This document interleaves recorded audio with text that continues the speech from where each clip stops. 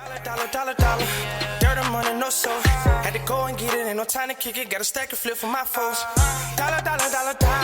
Please tell me you can hear me. Don't turn your back and don't neglect me. Just let me know if you need me. Dollar. Let me watch out for my partners. Keep my money long, get my team strong. Let me run away from my problems. Cops realize psycho killer sacrificed her sister. What? Huh?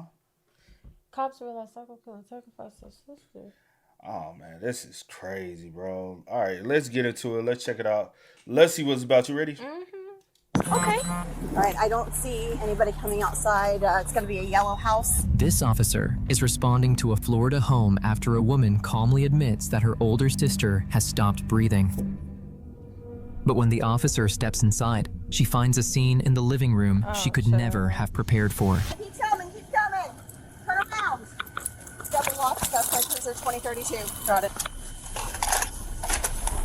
But when police begin investigating, they discover this killing may have been driven by something far more disturbing than a family argument, with the suspected killer speaking about witchcraft, voodoo, and a spiritual battle unfolding inside the home. She said they spoke to a prophet, and the prophet was telling her that some God put roots on her sister, like voodoo on her sister. Okay. Are you like a friend or an acquaintance? Or... Nah, I used to watch her call. Okay. You okay? Okay, I need you to breathe, okay? And as detectives begin separating reality from delusion, they uncover how, despite admitting what she had done, Cherie Howard would never face any punishment. You called the police. You told them I killed my sister. Of course, we find your sister there. I went out through the city and I was followed by undercovers and said, "This is it. I'm gonna take my name." Oh my gosh. That's crazy.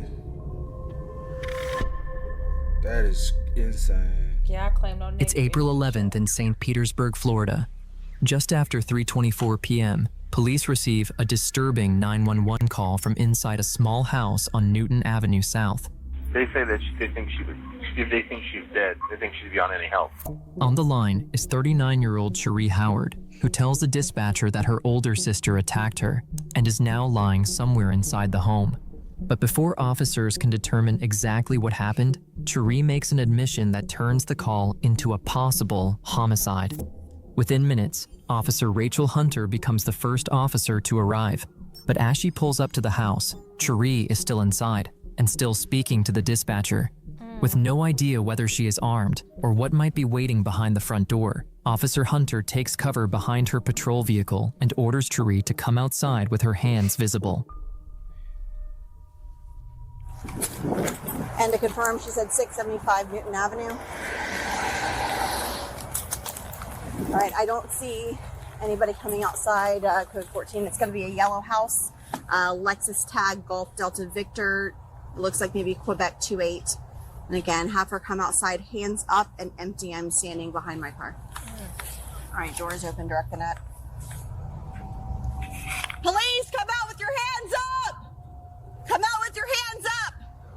Drop the phone, hands up! Drop the phone, keep walking out here with your hands up! Keep coming. Turn around. With Officer Hunter ordering Cherie out of the house, she still has no idea what has happened behind the front door, or whether anyone inside can still be saved. As another officer arrives, they quickly move in, place Cherie in handcuffs, and secure her. Keep coming. Turn around.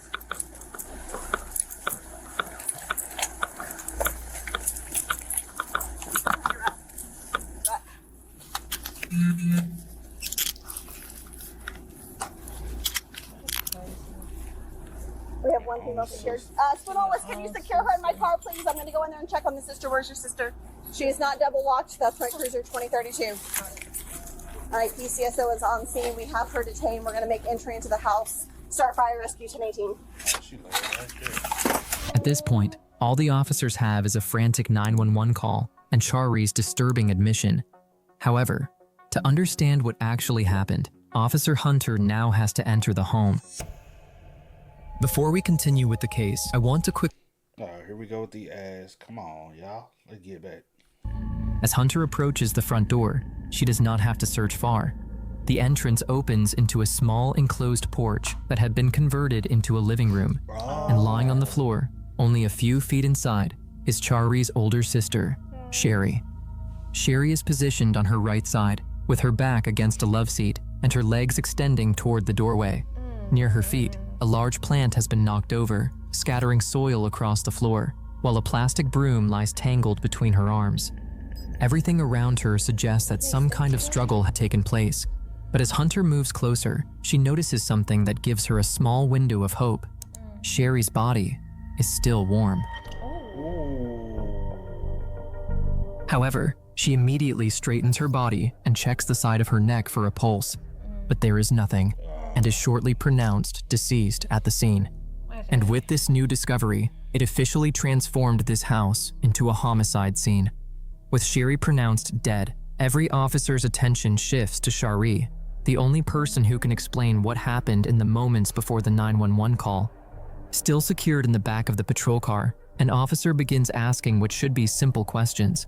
But almost immediately, Chari gives an answer that does not seem to fit, something that would later raise serious questions about her state of mind. Hi, ma'am. What's your name, hon? Who's the lady that you were talking about inside the house? She's your sister. What's her name? It's so crazy the fact that you can take anyone's life, right? Yeah. But to take a family member or loved one's life, cold blooded, that's especially somebody you've known your whole life, who probably help instill a lot of things in you. The fact that you can easily take their life. I couldn't imagine hurting one of my siblings, bro. Man, think about people who be taking their moms, dads, siblings. I would never. Bro, grandparents, bro. That'd be crazy. That's crazy. She's your sister. What's her name? Sherry? Okay. Does she live at this address with you? Yes. Okay, so you guys live together. Okay, so they're here. I'm talking about, do you need fire rescue for yourself? Okay, well, tell me the reason why, okay? Your husband? Okay. What do you need them physically for yourself, though?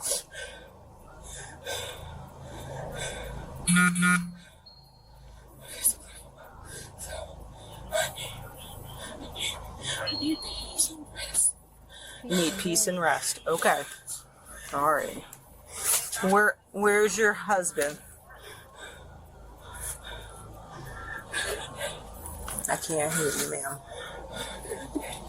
In Connecticut? Okay. What's his name? Michael? You okay? Okay. I need you to breathe, okay? Am I asking you too many? Are these difficult for you? Okay. Let me get you some fire rescue over here so they can just check out your blood pressure, okay? Okay. Are you having a hard time breathing? Okay. At first, the deputy keeps the question simple. Tari tells officers she has a husband and children, but claims they are currently in Cincinnati, traveling for work. For the moment, the deputy accepts the answer and continues gathering information. But before she can ask anything more, Chari's condition suddenly begins to change. And with Chari temporarily unable to continue, officers are left waiting for their first real explanation of what took place inside the house. Eventually, Chari is medically cleared and taken to the station, where she is waiting to be questioned. You called the police. You told them I killed my sister. Of course, we find your sister there. I went out through the city and I was followed by undercovers. I said, this is it. Throw the bounty on my head. But for now, the officer at the scene are left to piece the puzzle to understand the relationship between the two sisters, and whether anyone nearby saw or heard something important. They begin canvassing the surrounding homes, hoping the neighbors can provide the first missing piece in an increasingly complicated case. Hey, sir, how you doing? Just, I didn't see anything. You didn't see nothing? Do you have any? Say that for me one more time. I just came out when I seen y'all pulling up. Yeah. Okay. You know anybody in the neighborhood that may have cameras, sir? On there, like a Ring camera or? Honestly, I don't see one on his house. He was sitting down there for something. Okay. Can I just get your name, sir? So I just said that I spoke to you. That's a question. Okay, not a problem. I appreciate you. The first few interactions suggest the canvas may be harder than expected, with neighbors offering little useful information. But then, one woman reveals that her son regularly cleaned one of the sisters' cars, a small detail that suddenly gives officers a new person to question and opens up an entirely new lead. Okay. Ma'am, do you live on this neighborhood? I live straight right down the road. Okay, did you see anything that may have happened? No, all I seen was 2 cops sitting down there, one Sure. facing that way, one facing this way, and they just shot down here. Who shot? The police just shot down the road. Oh, okay. Yeah. I thought you meant No, not something shooting. else. Okay. Yeah. No, So- I don't know what's going on. Do you know this female that lives here? I don't know her. I know my son just washes up somebody's car. It's a red car that be here, but it's not here. That's not here. Who's your son? He's down there at the house. Okay. Yeah, would it be okay to talk to us, see if you may know the car, describe it to us? Is he home? He's coming right there. Oh, he's on his way? Okay. How about last night? Did you guys hear or see anything last night, maybe? Maybe a heart attack or something. I don't know. Were you out here? No, I don't. No, he don't live down here. It's just me and my That's my son too, but Oh, my son. How you doing? but I hope this is not the one. No, he just pulled up. He just pulled up. When I came past, there wasn't nobody down here. The door was closed, all that. Okay. Maybe she got a Ring camera right there, right? Maybe they could see. It's a Ring camera right there on her door. We're absolutely going to get that footage and stuff like that. We just want to see if anybody in the neighborhood may have saw something. There's no Ring camera right here. Rashad. New houses right there. That's ridiculous, man. Hi, sir. How you doing? How you doing? Good. Do you know this female that lives across the street by any chance? Yeah, her name is Sherry. Sherry? Yeah. Are you like a friend or an acquaintance? Or? No, I used to wash her car. Oh, okay. Yeah, Miss Sherry right there, laying right there on the floor. Yeah, she passed away. Unfortunately, we're trying to figure out what's going on. Do you know of anybody that may like visit her or see her? She have a lot of family come visit her. A lot of family? Yeah, really be her daughter, sister. the sister. It's a lady in that car. I don't know who that is. Have you worked for her personally, sir? Yeah, I used to watch her. I always watch her car. Okay. Do you any work for her today? No, she had text me. She said something about Friday. She want a car wash. Wow. Oh, this week? Like this week, Friday? Yeah, she had texted me yesterday. Okay. What'd she say? She said, "Can I wash her car today?" But I was asleep at that time around 2:00. What time did she send that? 2 o'clock this morning, or? Yesterday. Oh, 2 p.m. yesterday. Yeah. Gotcha. Okay. You usually wash a red car? Yeah. Can you describe her car to me? It's a red Toyota Camry. Red Toyota Camry. Order It's not there. probably a 2022 or. Yeah, it's sad. We're gonna figure it out. We're gonna figure it out. We're gonna figure it out. That's ridiculous. We don't stay. We stay down there. Okay. We just being nosy. Yeah. Sir,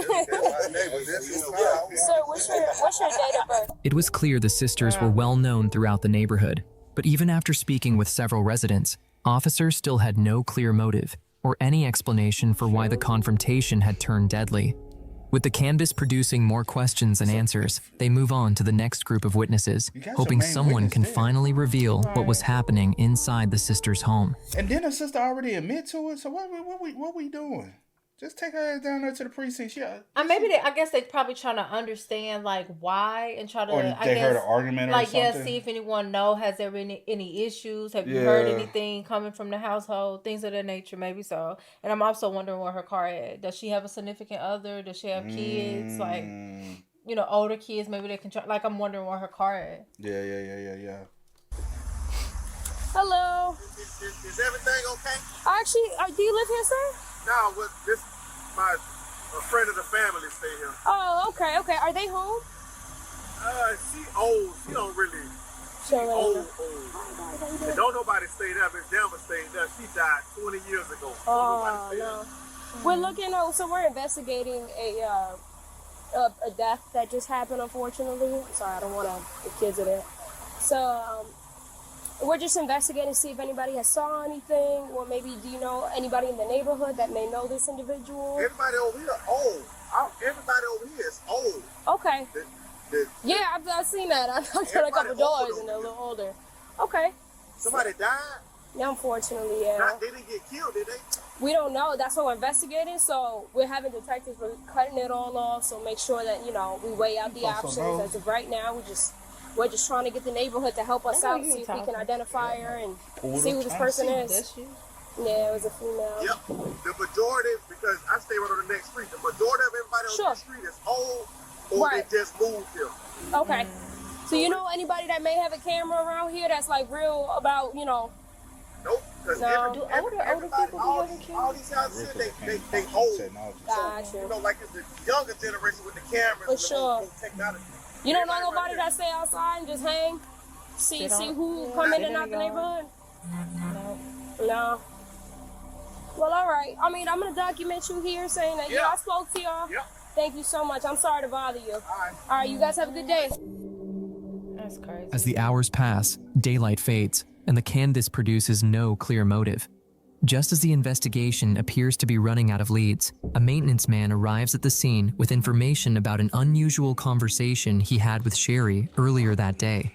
At first, it seems like the breakthrough officers have been waiting for, but what he reveals does not explain why Sherry was killed. It raises disturbing new questions about Sherry's state of mind in the hours before her sister's death. Okay. And she called me earlier today.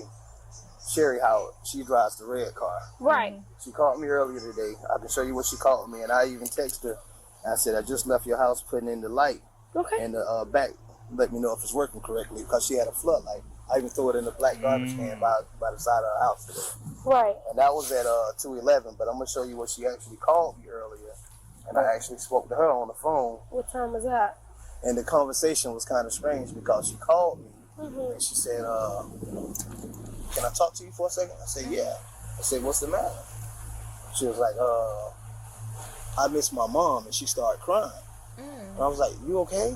And she was like, yeah. I said, well, I know what you're going through because my mom died when I was 16. I said, I understand what you're going through. Sure. And she was like, she started talking about her sister. Her sister stays with her. Right. She was like, her sister has been sick and everything else. Yesterday, I picked up her medicine off of 4th Street and 38th Avenue North for her. Okay. And from Walgreens. I can even show you the text messages on that as well. Right.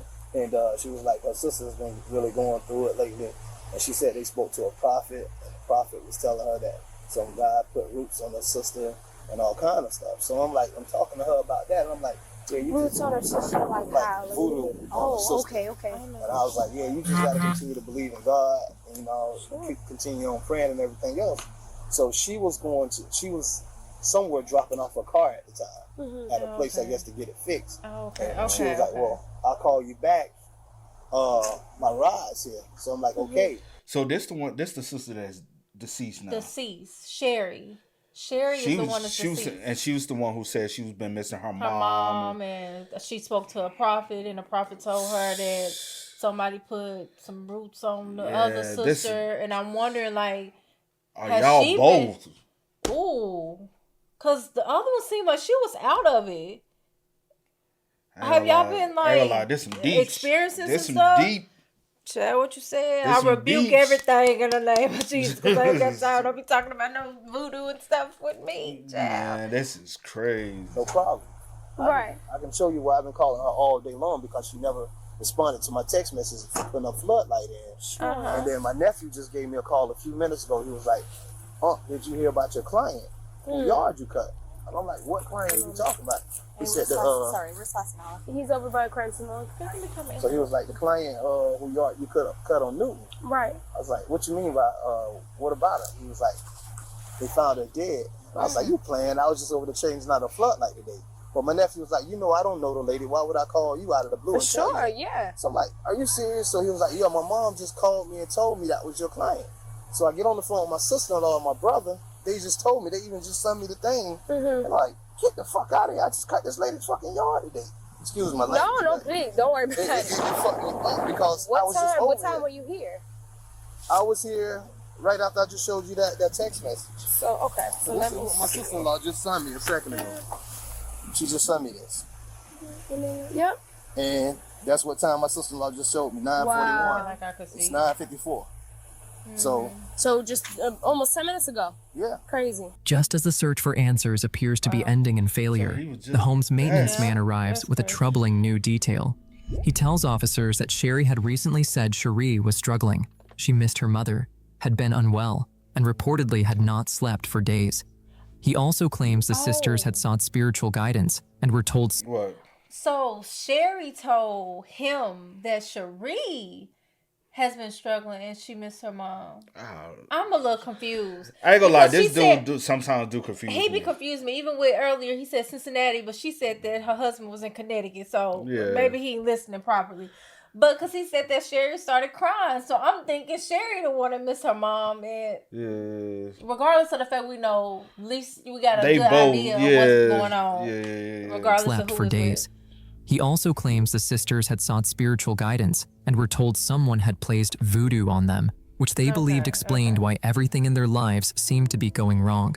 For the first time, officers have some insight into Cherie's state of mind, but it still does not explain what caused the confrontation or why it ended with Sherry dead. With the neighborhood canvas exhausted, investigators are left with only one person who may be able to fill in the missing hours, Cherie herself. Now with that, officers go into questioning her. Sherry, maybe. I hope she didn't kill her twin. Hey, Sherry. Hey, Sherry. My name's Alex. I'm a detective with St. Pete. I'm Mallory. I brought you the water. You remember me? Okay. I like your pink nails. You just get them done? They look good for Easter. So, I want to talk to you about what happened, like why we're here to begin with. Before we do that, I do have to run through this form to ask you a bunch of questions. That way, you and I understand each other, and that way we're on the same page. Okay? Well, let me ask you this. Are you under the influence of any prescription drugs? When was the last time you took that? What time is it? It's about 5:30 p.m.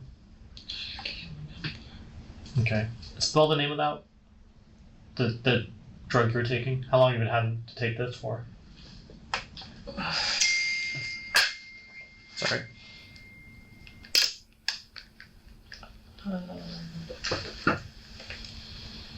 I've been to the hospital a couple times in and out for this. Are they saying what they think is the problem or no? Oh, man. Are they diagnosed you or? What about any alcohol usage? Have you drank anything?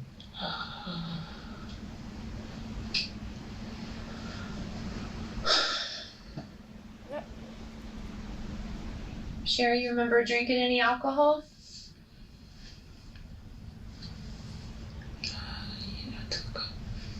I took some wine and Fireball whiskey.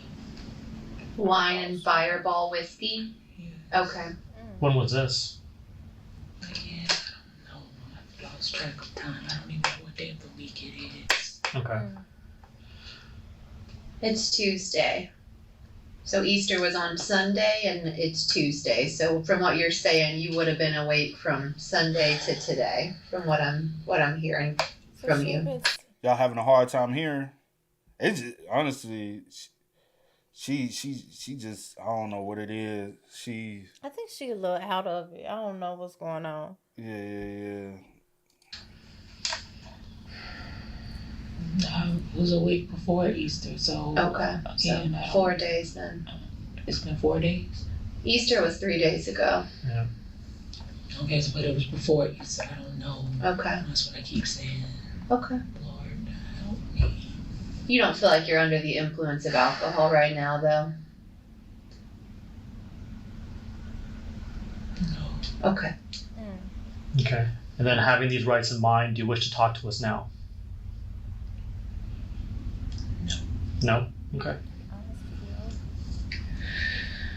Sherry, I know when you, from what I know, you called police today and made some statements about I believe you said something like sister, and I know you told the call taker that you choked her.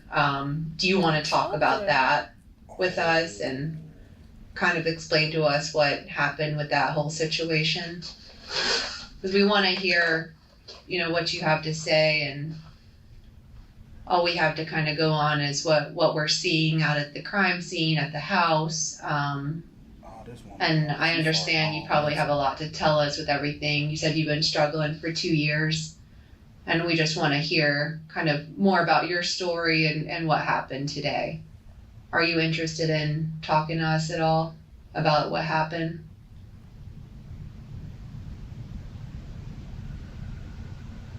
Oh, Lord. She said, I already told you I'm not. I'm sure you're scared with everything that's going on. I'm sure it's been a pretty scary 2 years for you. Is she back? And we're here and we're willing to listen to anything you want to tell us, okay? She not mad. She do look pissed off. I'm sure it has not been easy for you, and I know you're tired. Like you want to tell us about what you've been through? I better listen to this woman. Lately? Well,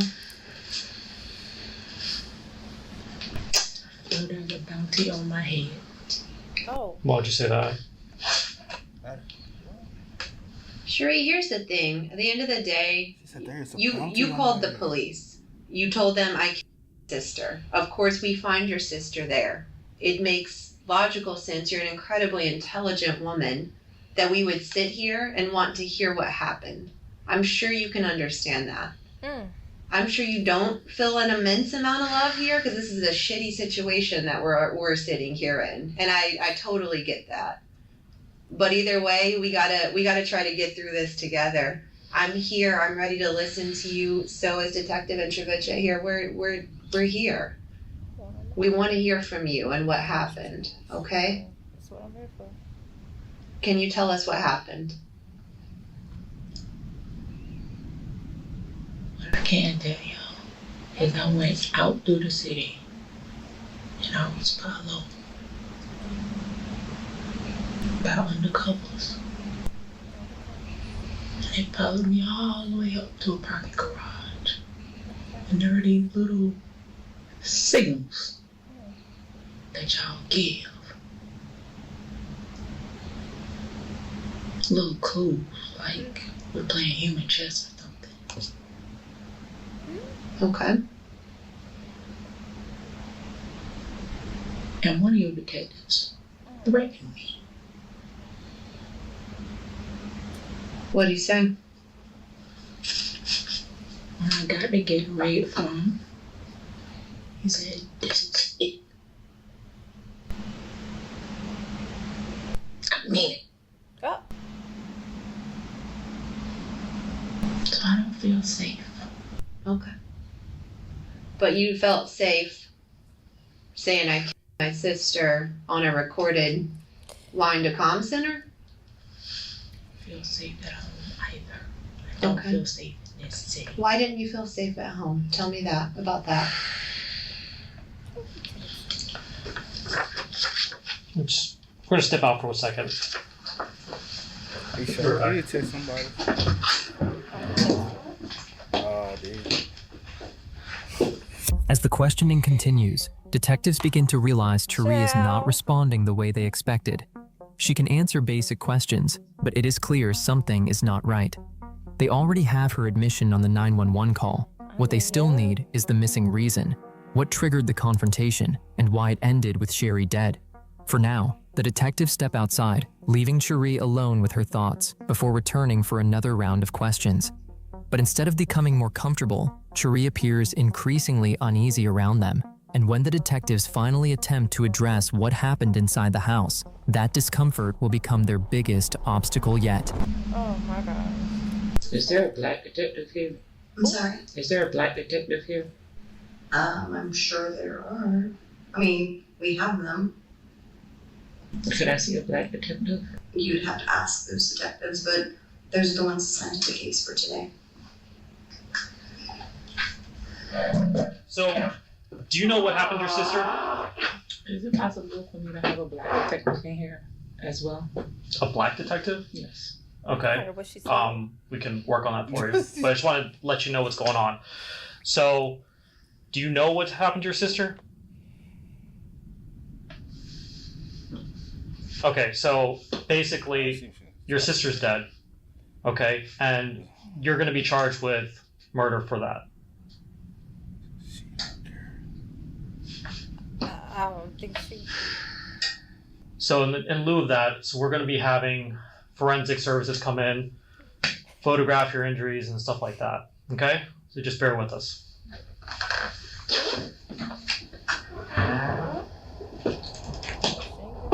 Eventually, the detectives return and get straight to the point. Cherie has already been given the opportunity to explain her side, and with her admission captured on the 911 call, officers already have enough to arrest her. But one question remains unanswered. Why did the confrontation end with Sherry dead?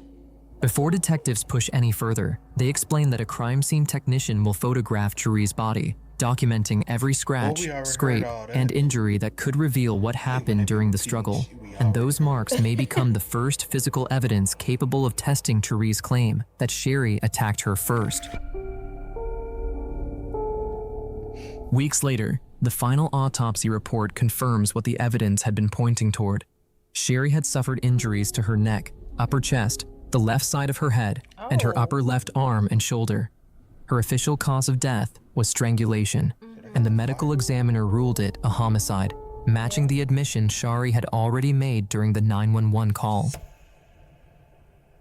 Although investigators never uncovered a conventional motive, the truth became clearer months later. Mental health experts determined that Shari was suffering from schizophrenia and experiencing severe paranoid delusions.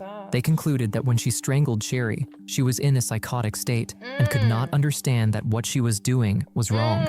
Shari was initially charged with second-degree murder, but was later found not guilty by reason of insanity and committed to a state psychiatric hospital rather than sentenced to prison. Once again, we have a Patreon with uncensored and raw. So you telling me, wow. I know y'all did not see that coming. I don't think none of us saw that coming. I wonder how long she's been like experiencing whatever, like not sleeping, missing her mama, feeling like which one? Because we keep getting that confused on which one. At this point, I think it was her. No, And I think the other one called. What if it was both? I think both was dealing with something. Girl, sit up. What if it was both though, for real? I do think both was dealing with something, because one is dealing with missing their mom, the other one's going through is sick and going through and having to go to the doctor and stuff. Ain't no telling, man. That one was kind of a little. Yeah. I don't know, but that's crazy. Rest in peace to Sherry. Facts. I don't think we got enough facts behind that one though. I mean, you got what you got. They probably didn't have much. Because she had already confessed on the 911 call, so they already knew she did it. Yeah, true. They're the only two in the house. True. You know what I'm saying? So it really wasn't much more. Yeah. But that's crazy. Yeah. Hey, man. Y'all spam us up in the comments. Y'all let us know y'all thoughts in the comments for us down below. But until next time, y'all know how it go, man. I do go by the name DJ New Kid. This is Sierra Nicole. We are. We out. Go and get it, ain't no time to kick it. Got a stack of flip for my foes. Dollar,